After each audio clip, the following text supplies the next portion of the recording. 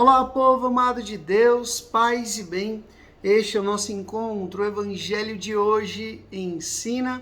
Mais um dia nós agradecemos a Deus por essa oportunidade de estarmos reunidos aqui para meditar e refletir a santa palavra do Senhor. Estamos vivenciando a graça do tempo do Natal, contemplar o mistério do Deus que se faz próximo a cada um de nós. Agora, abra sua Bíblia e acompanhe comigo o Evangelho de São Lucas, capítulo 4, versículo 14 até o versículo 22. Lucas, capítulo 4, do versículo 14 até o versículo 22, que diz assim: Naquele tempo, Jesus voltou para Galiléia com a força do Espírito, e a sua fama espalhou-se por toda a redondeza. Ele ensinava nas suas sinagogas, e todos o elogiavam. E veio à cidade de Nazaré, onde se tinha criado. Conforme seu costume, entrou na sinagoga no sábado e levantou-se para fazer a leitura. Deram-lhe o livro do profeta Isaías. Abrindo o livro, Jesus achou a passagem em que está escrito: O Espírito do Senhor está sobre mim, porque ele me consagrou com a unção de anunciar a boa nova aos pobres. Enviou-me para proclamar a libertação aos cativos e aos cegos a recuperação da vista, para libertar os oprimidos e para proclamar o ano da graça do Senhor. Depois fechou o livro e o entregou ao ajudante e sentou-se. Todos os que estavam na sinagoga tinham os olhos fixos nele. Então começou a dizer-lhes: Hoje se cumpriu esta passagem da Escritura que acabaste de ouvir. Todos davam testemunho a respeito dele, admirados com as palavras cheias de encanto que saíam de sua boca. Palavra da salvação, glória a vós, Senhor. Povo amado de Deus, hoje, nesta reflexão do Evangelho de hoje ensina, eu fiquei pensando, Jesus, ele já iniciou a sua vida pública, a sua vida missionária. Como diz aqui o próprio Lucas, São Lucas, olha, todos, Jesus estava bem conhecido, todos ficavam encantados com as palavras que saíam de sua boca. Ele já estava percorrendo as sinagogas, e aonde ele chegava, havia mudanças significativas no coração das pessoas que o escutavam. E hoje ele volta até o seu lugarejo, a pequena cidade de Nazaré, onde ele se tinha criado. E ali Jesus ele faz algo que ele passou a vida toda fazendo. Ele vai até a sinagoga. O que é a sinagoga, Frei? É exatamente o lugar de culto. O que para nós é um oratório, uma capela, uma paróquia, um santuário, era a pequena capela que Jesus ali frequentava. E olha só a intimidade que Jesus tinha. Ele era um membro ativo da comunidade. Tanto que ele chega e ele toma parte na liturgia. Ele se levanta, ele faz a leitura. Eu me lembro bem que durante todo o meu período de formação, quando eu ia de férias para casa, já tinha entrado no convento, então quando eu ia de férias para casa, era sagrado, né? As pessoas da minha comunidade e pedi, Frei, celebra a palavra para a gente. Então Jesus chegou, era uma novidade, já estava bem conhecido, né? Então, vamos pedir aí para ele fazer a leitura e dar uma palavra. E deram o livro do profeta Isaías. Jesus lê e essa leitura que fala da unção do Messias.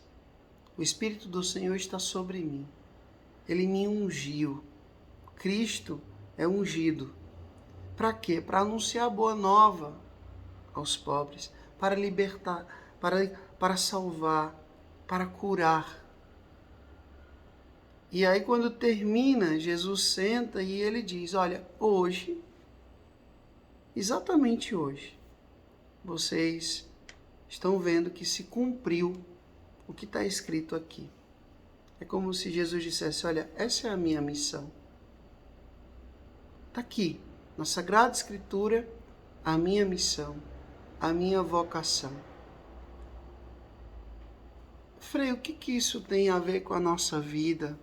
Como é que eu posso aplicar isso à minha vida hoje? Eu fiquei pensando que, assim como Jesus se encontrou nas Sagradas Escrituras, será que hoje eu consigo encontrar a minha vida, a minha vocação, dentro das Sagradas Escrituras? Como assim, Frei? Explica melhor. Às vezes a gente ouve o Evangelho e parece uma letra morta. Parece que aquilo não me diz nada. Parece que aquilo não é para mim.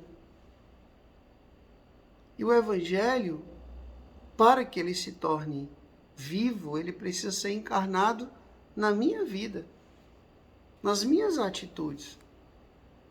Então eu preciso me encontrar dentro da Sagrada Escritura. Eu preciso, quando eu escuto a palavra de Deus, quando eu leio a palavra de Deus, a palavra, ela é para mim. Sabe quando eu estava no meu processo vocacional e eu abri a Bíblia em vários lugares e sempre caía alguma passagem vocacional. Quem põe a mão no arado e olha para trás não é digno de mim. Quem não deixar pai, mãe, irmão, campos, bens, por causa de mim não é digno de mim. Vinde, eu vos farei pescadores de homens. E tudo isso eu dizia, é para mim, aqui está a minha vocação. Ainda hoje, muitas vezes eu leio a palavra e eu digo, isso aqui é para mim. Jesus está falando comigo, o Espírito Santo está falando aqui comigo. Essa palavra aqui não é para meu confrade, não é para alguém da Assembleia, não, primeiro é para mim.